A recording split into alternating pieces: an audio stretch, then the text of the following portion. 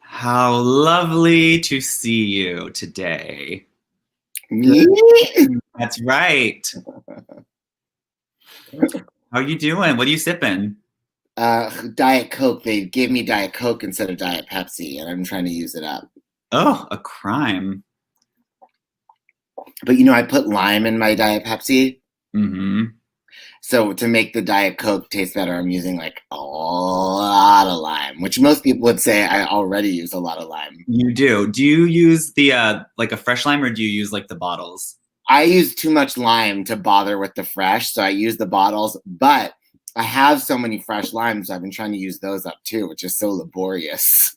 I always buy tons of limes and lemons just for like drinks and stuff. And then like I never use them, so they always get really shriveled up on the table. But I have since Fire Island, you turned me on to the bottles of lime juice. So now I just use those and it's so much easier. Just a squirt here and a squirt there. Yep. All right. Well, a squirt and more of a steady stream. Well, happy Tuesday, everyone. Welcome to Next Year Some Year. It is the week of thanks, the beginning of the holiday season. I know, I can't believe it. Hello, Taryn. Here. Hello, Taryn, and all our faves, all our viewers. Shout out in the comments. And Taryn, I'm so happy you're happy with my lighting because it's like the sun is so bright from this one side because I was very bright today. I had to pull my shade down because the sun was coming so strong. Hello, Joey. How are you? Joey Montez. We'll get into this, but I was listening to that. I was listening to Cheyenne Jackson singing that song this morning. Oh, from our first pod episode. That's right. More on that later. All right. Live from New York, it's Tuesday morning. Autumn, winter, next year. Time heals everything. It's a song. And time heals everything.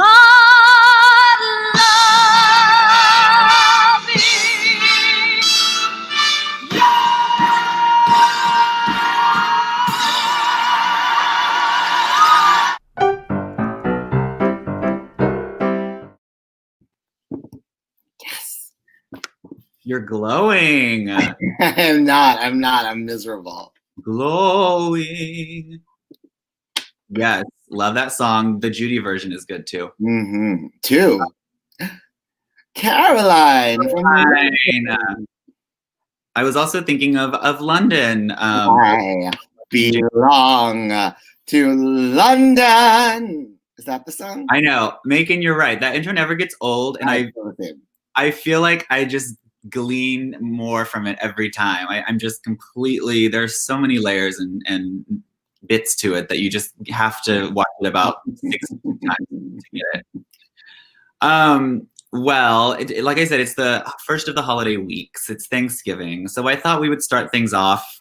This is also a week of airing grievances. It's a week of stress. You're beginning, maybe not as much this year, but people are getting together with families, especially with the recent election. There's going to be a lot of energy to expend and get out. So I thought we would start with you giving us an all beef patty, perhaps. Sure. I hardly know the woman. This has been a while since we've done one of these. We had our favorite moment, although I don't think anyone saw it, when you cut me off. Because you were like, you give me an all beef patty, perhaps? And I was like,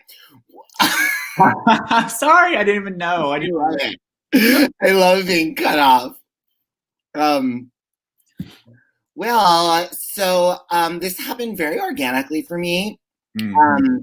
This weekend I purchased on iTunes, hello from Fresno, hometown of Audra McDonald.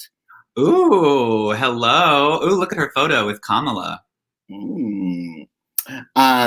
I bought on iTunes and watched the PBS video of the 2008 concert of Chess with Idina Menzel and Josh Groban and Adam Pascal. And I was really excited to watch it and to watch Idina essay that role. Yeah. you know, as I expected, she doesn't have like the lyrical floaty grandeur of Judy Kuhn for like the big kind of more operatic duets and stuff. Mm-hmm. But much more than Judy Kuhn and even more than Elaine Page, Adina is like really like comfortable in like the pop rock mold. Mm-hmm. And so that like Nobody's Side, where like with Judy, yeah, look, Larry, there are things to complain about and we're getting to them. But I'm just starting out, you know, what's great about it, like where, you know, when Judy Kuhn sings Maybe I'm on Nobody's Side, you're like, how fun, it's an 80s moment, you know, it's like Jeff Mormon disco album almost, you know? And it's a little bit like, you know, doing like your mom doing karaoke, you know? Mm-hmm. And Elaine Page, like, you know, she thinks she's like a cool pop rock singer, but like, you're not so sure, you know? But like, she is a pop rock singer, maybe not cool. Yeah, but like when Idina Menzel does that shit, it's fucking legit, you know? Although, has it aged well? I mean, because I guess when it happened, like Josh and Adina and, I mean, maybe not Adam, but they were like in the heights of their powers at that moment. Well, you know? The videos from that night, I didn't watch them like do it live in 2020. No, I know, but it's like, has it aged well? Like watching these people do it, and we haven't really seen much exciting stuff from them lately. So how is it? I'm telling you, Idina Menzel doing Nobody's Side is as good as it gets. You know, I will wager it's better than Julia Murney. Julia Murney might give you more vibrato that's more thrilling, unlike, you know, just like pure belt voice. But Idina Menzel has the rock pop edge better than Jessica Vosk or Julia Murney or anybody else. Adina does have an edge to her voice for sure. More importantly, Heaven Help My Heart, which when Elaine sings that, I'm always like, oh, poor Elaine. She didn't get Someone Else's Story. So this was her big song. And, you know, Someone Else's Story is the #1 power ballad of 80s Broadway. Yes. As opposed to Nobody's Side, Heaven Help My Heart, which is like a middling ballad. You know, right. Heaven Help My Heart is like, you know what it's like? It's like, I'm Not That Girl. But you know who sang it better than anybody ever could is Idina Menzel. Because when Elaine Page is like, well, I let it happen anyhow, it's just kind of like a whiny, annoying pop song. And like when Judy Kuhn sings it, it's like very pretty, but like kind of boring. But like when Idina Menzel sings it, it has just all this like crust and stuff to it. And it's like, you know how like when Bernadette sings, now, folks, we bring you live and in person, Sally Durant. Yeah. This is the best song in the show. You know, it's just like so unique and personal and authentic. Yeah. Bernadette and Adina both have a little special thing that sets them apart from everyone else. So Heaven Help My Heart was like stellar. So you can imagine how, I don't know, Taryn, if you need to run out and do that. When I get to Someone Else's Story, how heartbroken was I that it was not Idina Menzel singing it? Why? They gave it to Svetlana, and Svetlana is a replacement Elphaba. Okay. Is this your All Beef Patty? Yeah. Oh, okay. It's like you have Idina Menzel, Josh Groban, say what you want. I'm certainly no fan, but he's a star. Adam Pascal, iconic. And Carrie Ellis. And to add insult to injury, now, if you told me Carrie Ellis was going to come on and be the backup singer during, thank you, here she is. She looks like a Fox News commentator. And I was just going to say, she looks like Tommy Lahren. You know, if you were going to tell me that, like, because let's be honest, like Svetlana in chess is a thankless role, okay? And that's fine. So, I mean, there's a reason that when Barbra Streisand sings I Know Him So Well, she doesn't bother to get a duet partner. It's just her own voice on backup, you know? And it's like... That's not her most questionable choice, ever. It's not even weird because it's like, what's the difference, you know? Like, come on, like, what's the diff? Like, you get it's basically a solo. I mean, there's two girls singing it and like, but the other girl's always doing backup. There's only one moment where it really matters that there's two voices. Right. So I don't give a shit. Fine. Cast a replacement Elphaba. Like, yeah, I would have rather they got somebody. Yes, it would be better if it was like equal people and more thrilling, but it doesn't matter. Zach, that's the point. That's not an interesting question. Would Patty sing Florence or would Bernadette sing Svetlana? It doesn't matter. It doesn't matter. There's not a personality to the Florence track versus the Svetlana track. It doesn't matter. They're the same thing.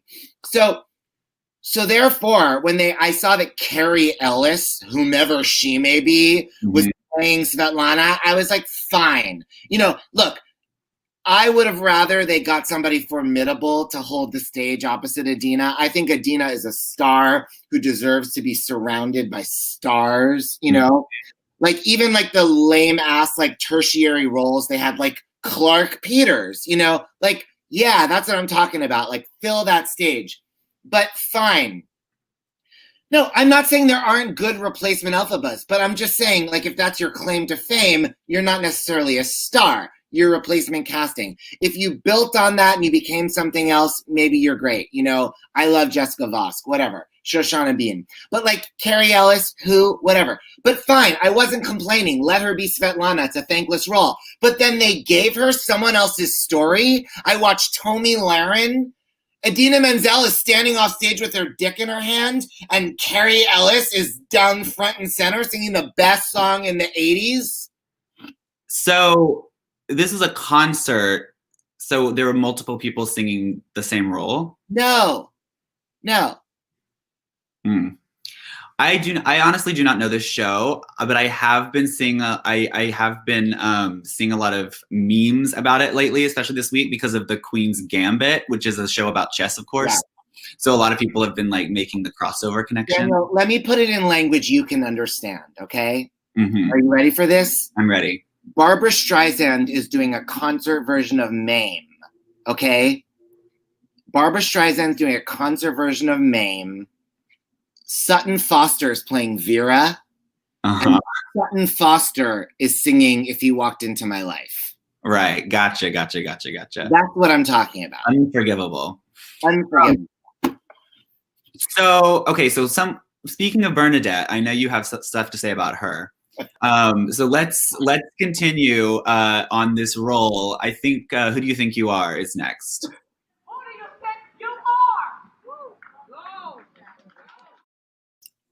I just got this new laptop stand and I don't like it because it jiggles.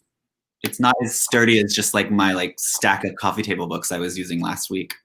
Nothing ever is. Okay, we have the clip here. Oh, interesting. Wow. Circle. I'm so ready for this clip you pulled. Is Bernadette and Liza, no? Mm-hmm. Okay, let's watch it. I definitely need this. Some folks like to stay at home. Some folks like to live alone. So when they finally come out of their nest, we got to turn it on. We've got to be our less. So it's maybe sick with ice, and I'm sick with butterflies. Some other girl may be the talk of the town. I could lose my voice and I could take my gown. But when we're in the spotlight, it's and it's a hot life. Even when we're feeling down, the show must go on. The show must go on. The show must go on. The show must go on.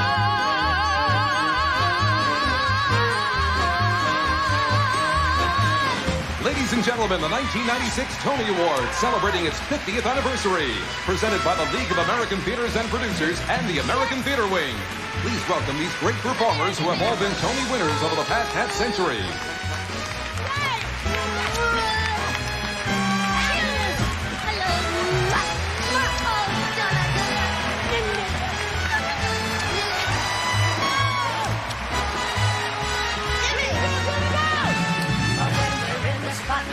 It's got to be a hot night, even if we're shivering cold. The show must go on. The show must go on. The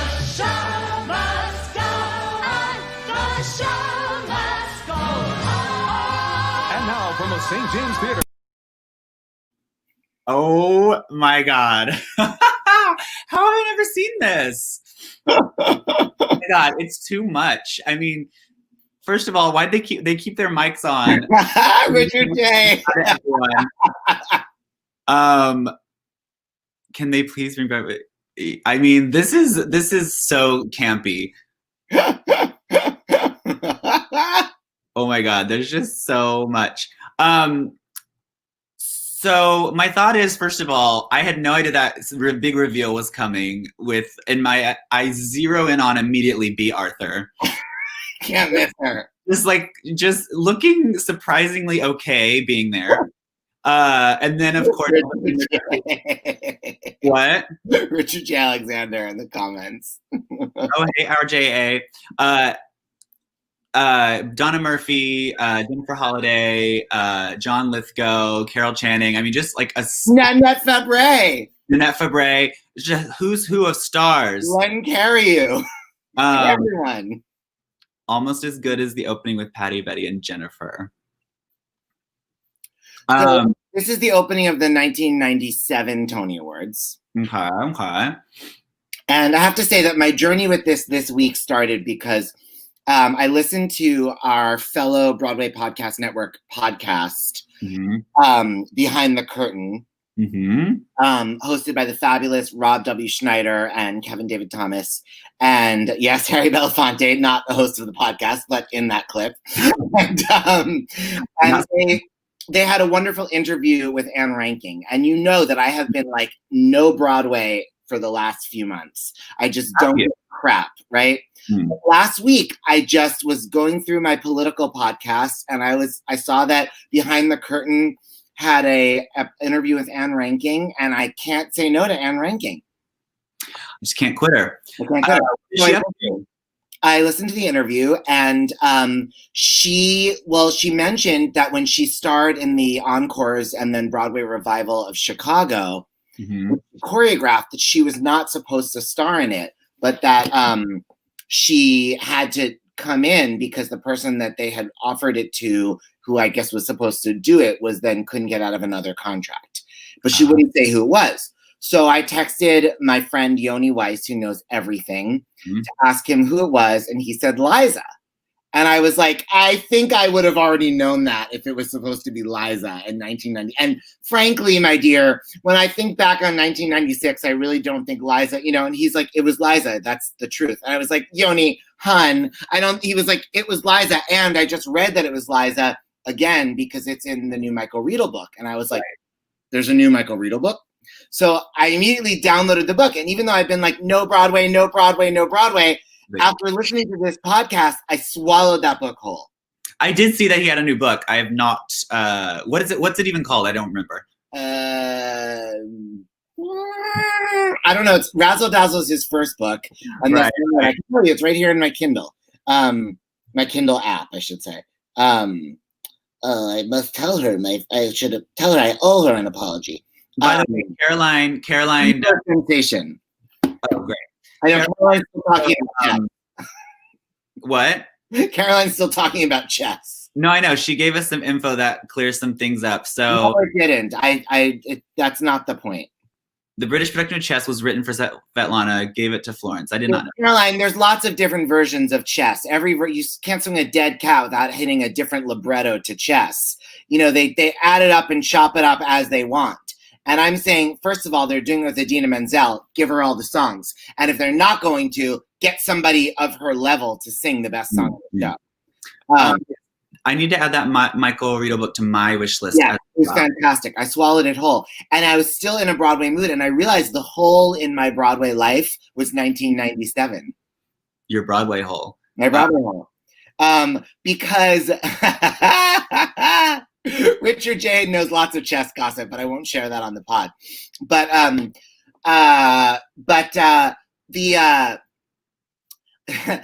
so 1996 was like the last time in college that I was like a Broadway nerd, and then I was just on drugs and didn't care. And then I moved to New York 2 years later, and I was like all about Broadway again. So that was really the gap.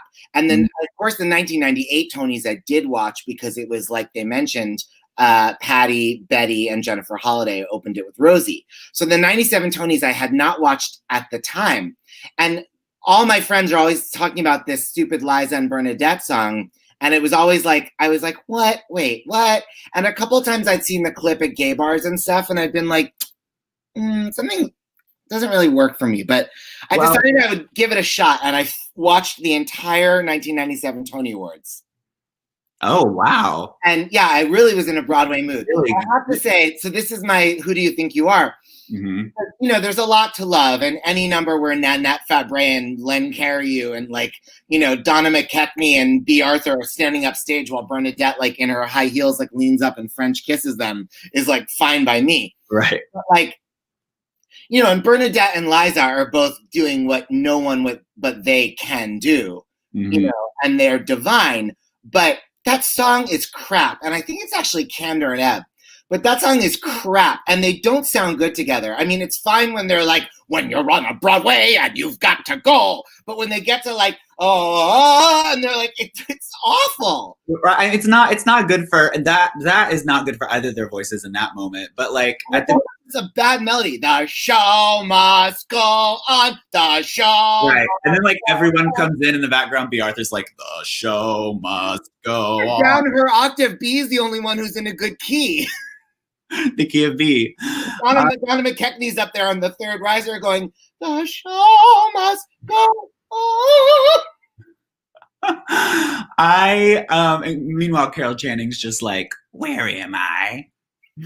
I think also, I don't know, it's one of those things, like, do you think they just like ran through it like immediately, like right before showtime, like sound check, you know, those things seem to, especially with big groups of people, like you can't have major. I don't know. They're very heavily choreographed. I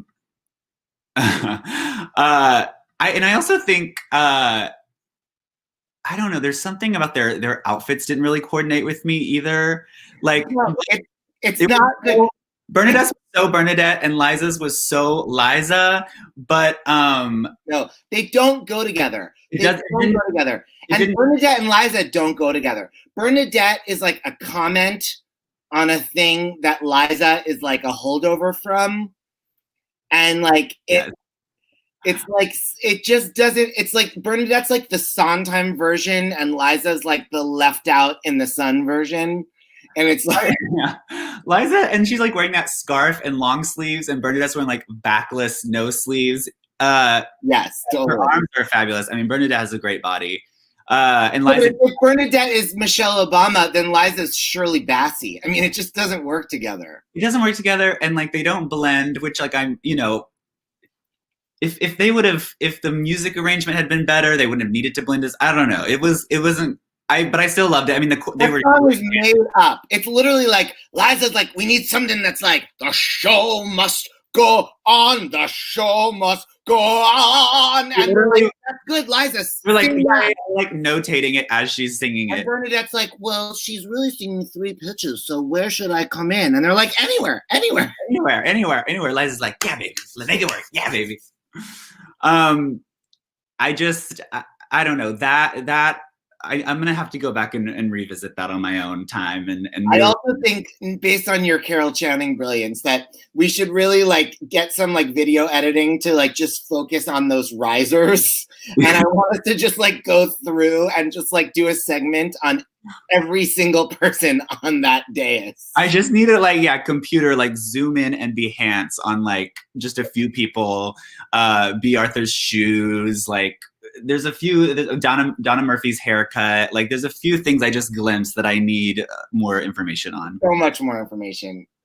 Oh my God, I'm really having Broadway draw. I mean, it's interesting that you brought that up because I haven't really been in a Broadway place either.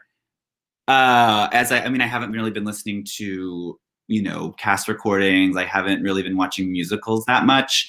But I think it's because Broadway's so closed right now that literally closed right now.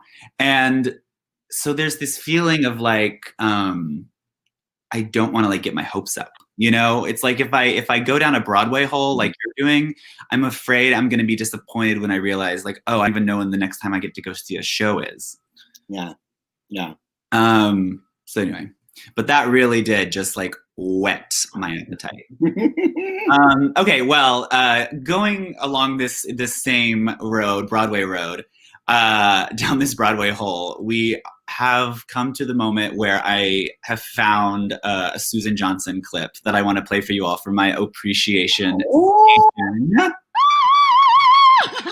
Thank you. Thank you. Thank you. We here on the pod, on the stream, whatever it is, are Susan Johnson stands. In one of our episodes, we even have a special Susan Johnson hour that we talk about, a euphemism, if you will.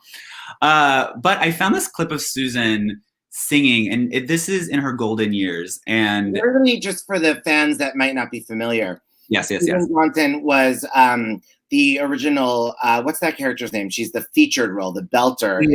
Cleo in Most Happy Fella, the one that sings "Oh My Feet" and Big D, and Big D. And we love her. I mean, a lot of great belters have cited Susan Johnson as a major inspiration on them. Yeah, but her voice, I mean, as you'll see, I mean, this is like, she's a little older, so her voice has gotten even lower. But a voice like no other, just a true, like brassy, smoky belt. I love her some very supported and smooth. I mean, really, very healthy. Yeah, and I just, okay, so we'll watch this clip and then discuss. But I'm very shocked that she didn't have more of a post-Broadway career. No more the feeling that my world is reeling. No fearing I'll fall in a swoon. Problems are all picayune. That's why I'm changing my tune. Felt like a sailor adrift on a whaler, a sailing into a typhoon. But I'm arranging from now to be changing my tune. At last, the skies are bright and shiny. It's a human world once more. Yesterday's troubles are tiny. What was I worried for?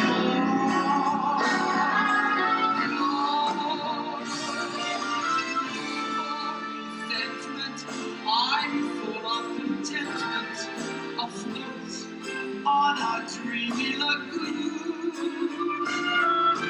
But I'm arranging from now. You'll find me arranging and how. I'll be arranging from now to be changing my tune.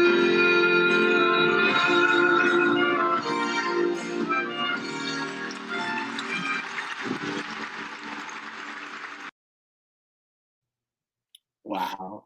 I just love her so much. I mean, she goes down so low that her final note actually sounds like a money note because it's in contrast to the octave down. It sounds really high. Absolutely gorgeous. I love every note in her voice.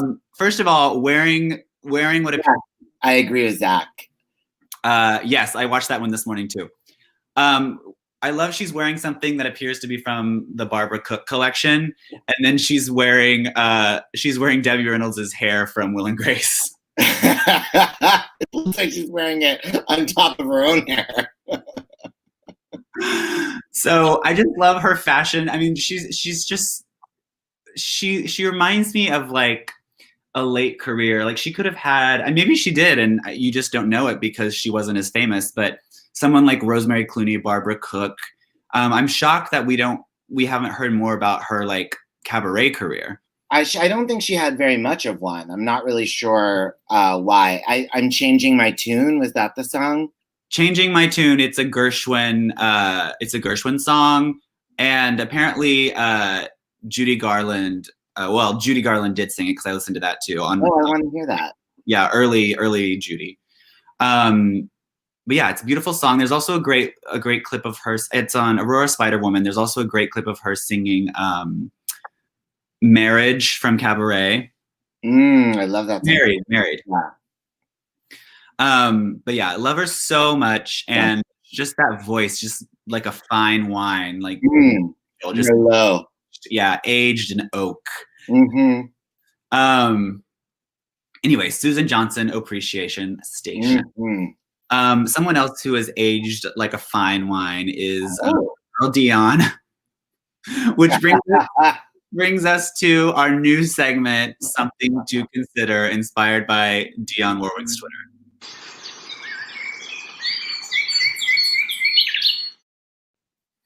What is that sound? Twitter. Dionne tweets. It only sounds like the most beautiful Burt Bacharach tweet. Okay, so I pulled a few. For anybody that didn't watch last week or is not aware of the Dionne Warwick Twitter extravaganza. Yeah, it's a gift that keeps on giving. So she took to Twitter. She's really having fun with Twitter, guys. And so are we. So she noticed on Spotify that she could see what playlists people had added her to. And this is what she said. Did you know that the artist can see the names of the playlists you're adding their songs to on Spotify? And then a minute later, because I checked the timestamps, something to consider, follow up. So I just love this so much because she really is just making it her mission. You know, all these divas have their mission or their thing that, you know, Barbara, it's heart disease. With Patty, it's cell phones in the theater. With Dionne, it's Spotify playlist titles.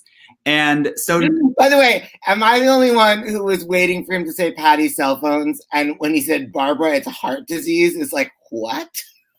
Barbara's is heart disease, but Barbara's is really like, I don't know, like synthetic fabrics. Yeah, it's like not like mixing your pinks or something. It's all about cohesion and interior decorating. Please, it's haunting me. Me too. I mean, this week I really have been taking care to appropriately title my playlists. Okay, so then we have a follow-up. This week she actually went in and specifically people who are responding to her, I guess, she actually commented on their playlist name. So on this one, we have Lo-Fi Beats to Kiss Your Homies To, and she just LOL, yes. Oh, and yeah, can they see the artwork too? She can. Angry. She said, please leave Bruno Mars out of this. I guess she and Bruno are friends. And then Charlotte Minsky, I'm assuming gay and aggressively making oatmeal are she just keep being you, Charlotte.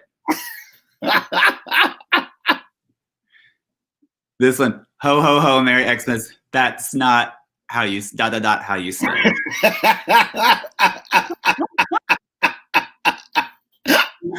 And then this was my favorite. She's actually now just helping them curate her music. Alex something sent her a screenshot of her playlist, and then Dionne Warwick made a suggestion. Alfie could be added to 3 of these.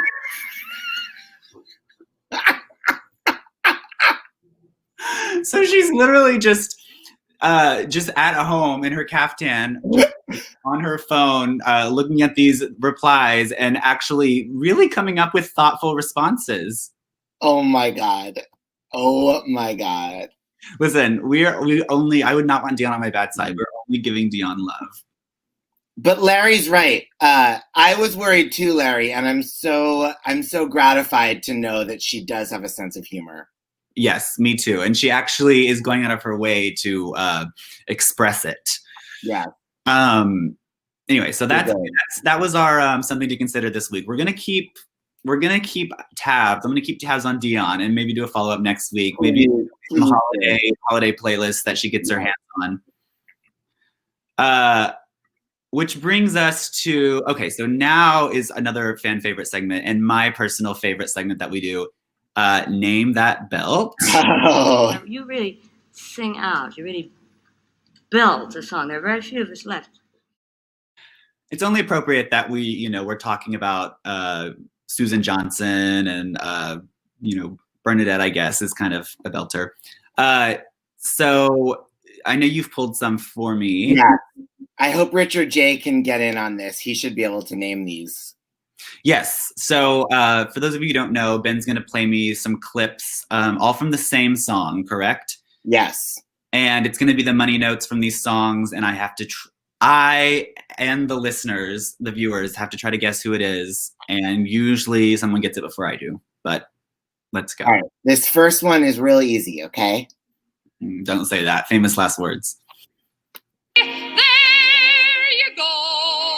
Oh, that's all? Yes. Good job. Okay. Let's see how you do. All right. Daniel got that one out of the gate. Here we go.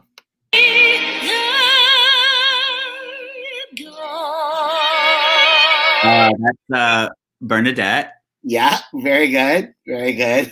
Yes, everyone's getting it. So far, I'm too fast for y'all, though. Yeah, that might be the digital delay, as they say. The digital delay is always it's good for me. It's an advantage. Yeah, advantage, Daniel.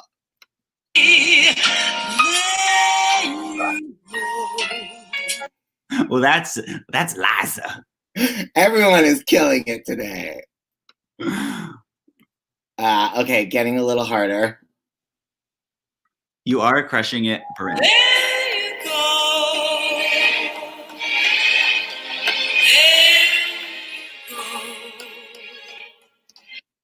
Anyone?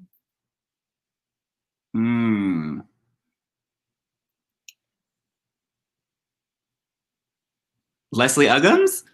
No. This is previous. Yeah, he got it. Yes. Well, shall we play a little more of it? Yeah, play a little more. How I felt. Oh. As I. Shirley? Yes. Richard says Dolores Gray. No, but maybe we'll get to her. Oh. All right, here's some more.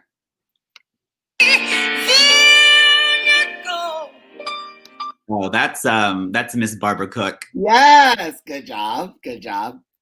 Okay, this one is much harder. Oh, Taryn got Shirley.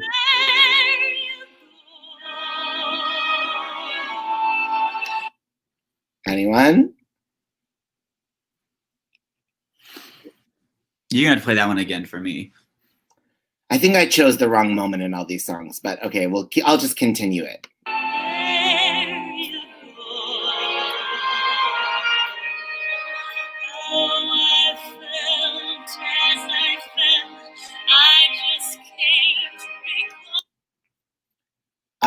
No, I don't think she ever sang this, but it's not Betty Buckley. What song is this?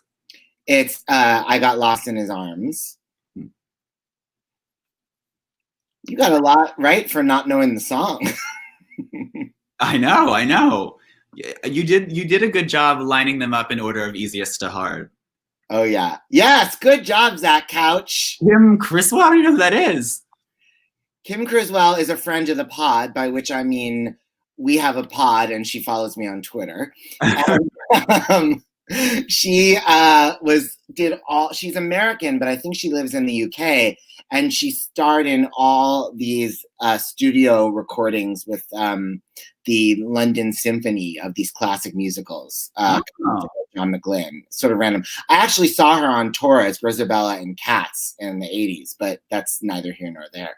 Crystal, I have heard of her, but I wouldn't be able to tell you anything about her, including what she sounds like singing.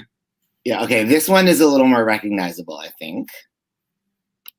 There you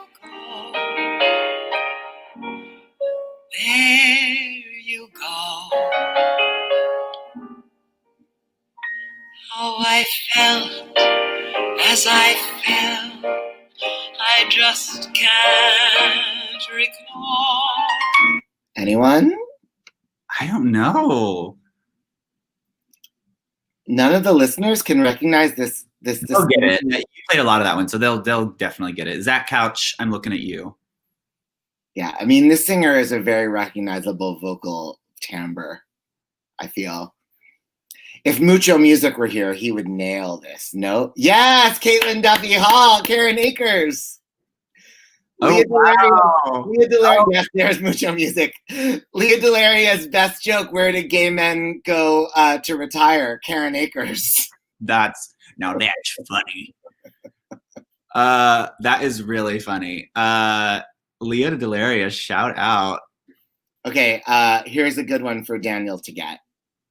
To say that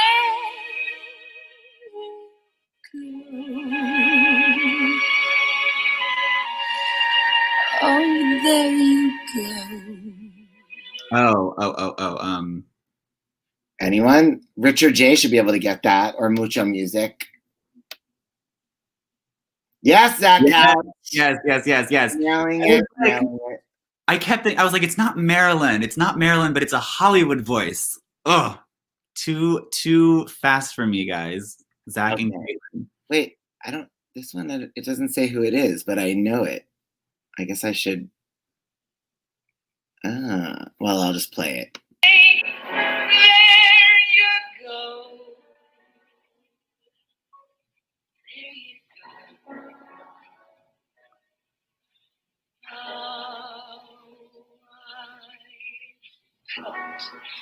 As I fell.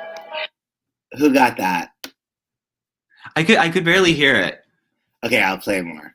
I just can't recall, but his arms held me fast, and it broke the fall, and I said to my heart, as it foolishly kept jumping all around. Anyone? Yes, there you go, Zach. There you go. It's so good. That's DG. Although I wouldn't have known that. Okay, this is very rare, but a very distinctive voice.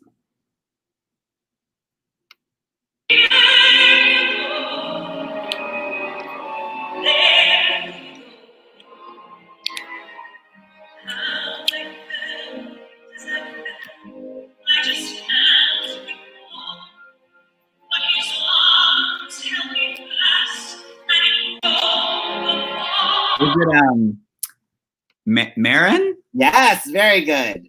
Very good. I don't think Nancy Lamott did ever record it, Caitlin. And you know what? Who just guessed Betty? Louis Jordan. Hi. I think that's a good guess. I mean, that was Marin Mazzie, but I never noticed before that she does have a little bit of a Betty quality when she's sort of. At first, I was thinking Betty, and then I was like, no, it's too soprano-y. And Carol Lee's a very good guess, because I think Carol Lee and Marin have a lot of overlap. But indeed, Carol Lee replaced Marin in Kiss Me Kate. Right. And Marin played Betty's part in Carrie. But that was not Carol Lee. It was Marin. All right, you ready for some more? You just keep popping them out, and I'll keep trying. Okay, here you go. Hey, there you go.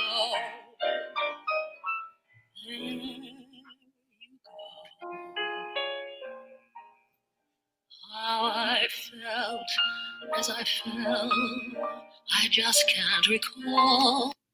Anyone? I do not know that one. You know the voice. You're quite a fan. It's a very the vibrato is not quick. It's like a slow vibrato. And not exactly even, is it? Play it again, Sam. But his arms held me fast. Dottie Loudon. Yeah, baby. If there's anyone's crazy ass vibrato I can interpret, it's Dottie Loudon. Yes. All right, here we go. Next up, here's another iconic star. There you go. There you go.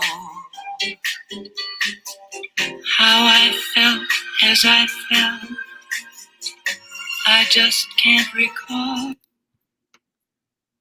Is it like Julie London? Close.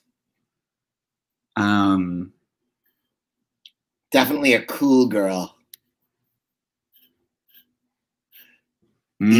Oh, I feel validated. Oh, you guys. Yes, Dan. Oh, Maggie, good job. I was like, Dan Fortune will get this one for sure. For sure. Okay, another iconic star. Oh, she didn't sing that part, but she's back now. Back now. And the lady. How I felt as I fell, I just can't recall. Thank you for the can't.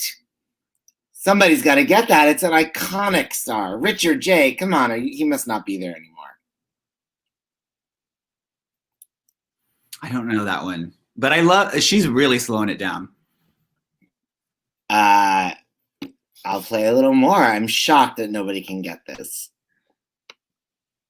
But his arms held me fast as it broke the fall. No one? Is it a movie person? That's not what she's most known for, no. Is it like Lee Remick or someone? Way more important. Well, most people are. Not to Stephen Sondheim. Yeah, what is that? Thank you, Caitlin Duffy Hall. Oh, for yeah. the win. It's so funny. I was for some reason I was gonna say Shirley Jones, even though it doesn't really sound like Shirley. But let's go back to why is in Stephen Sondheim's jacket photo on Look, I Made a Hat in Lee Remick? Why is the question what? Why? I mean, why? It's so interesting. Like, why is Sondheim's jacket photo him and Lee Remick? They were best friends. I guess I knew that. But and I think she was like the woman he kind of was like in love with when he was. She was like, yeah, his like beard. Well, I don't know. I think it was more than a beard. I think that was like his like, put all thoughts of men out of your mind. Yeah. Florence Henderson is a good guess, Zach Couch, for that woman. Yeah, that is a very good guess. Yes. Caitlin is really doing a great showing today. Okay, this one is a little harder, but she's very famous. Oh, now it's a cage match, Mucho Music and Caitlin Duffy Hall. And Zach Couch. There you go. There you go.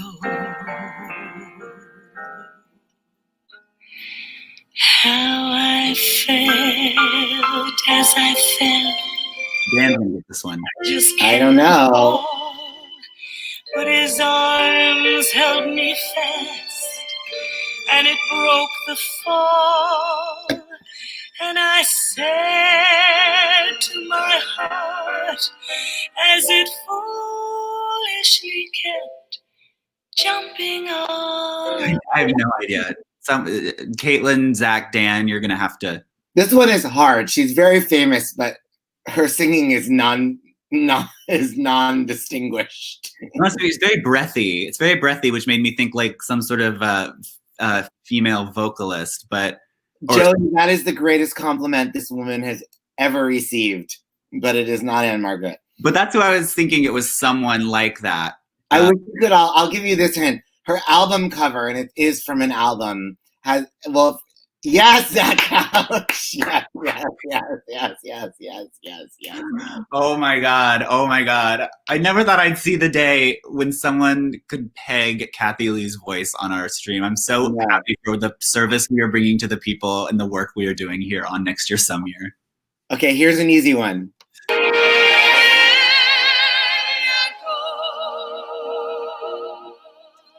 Patricia Liu. You got it, boo. Okay, well, let's wrap this up so we can do we only have a few minutes left. We have to sign off early, but I want to do our final segment, Dolly Concert Kill. I feel like we've given y'all a lot of ladies today, so just pick and choose here and there, come up with yes.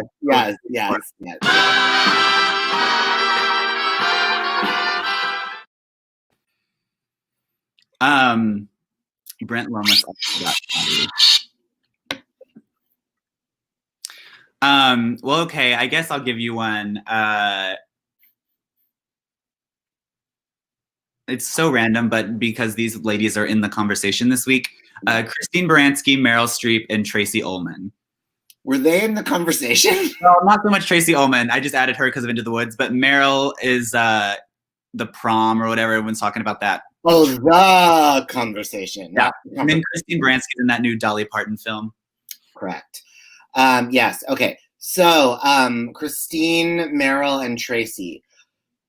All right. I would want to see Christine as Dolly, and I'd want to see Meryl in concert. And I'm so sorry because I love Tracy, but I love her too, but you have to. Okay, one of Dan Fortune's famous first name trios, Diana. Why don't I'll do this one? Diana Ross, Diana Krall, Diana Vreeland. I mean, Diana Vreeland would be funny. I love Diana Krall so much. I would like to see her in concert, and I want to see Diana as Dolly. Funsies. As Dolly. Oh, Taryn gave me an all Patty. All Patty. Patty. All I ever wanted in life was for Patti LuPone to play Dolly Levi, and I will continue to want that. And let's see then for I want to see Patti LaBelle in concert because I never have, and she's one of the great singers. Yeah. And Patty Murin, whom I love, a friend of the pod. Love Patty Murin. You know what? Patty Murin can be Irene in my Patty Dolly. Everybody. As a matter of fact, everyone in the cast is going to be named Patty. All Patty. Oh my God, Patty is all Dolly Patty. We're calling it Hello Patty. We're calling it Patty. Above the marquee, it just says Patty. B. Arthur, Nanette, and Susan Johnson. B. Arthur is Dolly. Although Nanette would be fabulous. Nanette on Tuesdays. And then Susan Johnson concert at all right, we gotta go because we gotta go. Boots, love you guys all so much. So much. Autumn, winter, next year. Time heals everything. It's a song. Time heals everything.